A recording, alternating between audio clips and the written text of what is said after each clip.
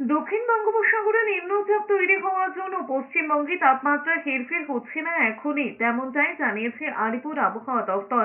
কলকাতায় শনিবার সকাল থেকেই কলকাতার আকাশ আংশিক মেঘলা রয়েছে। সর্বনিম্ন তাপমাত্রা রয়েছে 18.8 ডিগ্রি সেলসিয়াস। হাওয়া অফিস সূত্রে খবর, পশ্চিমবঙ্গের জেলাগুলিতে আগামী 5 দিন তাপমাত্রা একই থাকবে। তবে উত্তর এবং দক্ষিণবঙ্গের একাধিক জেলায় কুয়াশা সতর্কতা জারি করা হয়েছে। হাওয়া অফিসের পূর্বাভাস, দক্ষিণের জেলাগুলিতে কোথাও বৃষ্টির সম্ভাবনা নেই। পশ্চিম বর্ধমান, বাঁকুড়া, পশ্চিম মেদিনীপুর, পূর্ব বর্ধমানে হালকা থেকে মাঝারি কুয়াশা থাকবে। পরবর্তী 48 ঘন্টায় বীরভূম, মুর্শিদাবাদ, নদিয়া, উত্তর চব্বিশ পরগনাতেও কুয়াশার সতর্কতা জারি করা হয়েছে।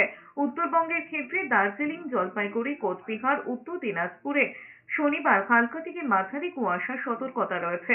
পরবর্তী 72 ঘন্টার মধ্যে এই সতর্কতা থাকবে মালদায়।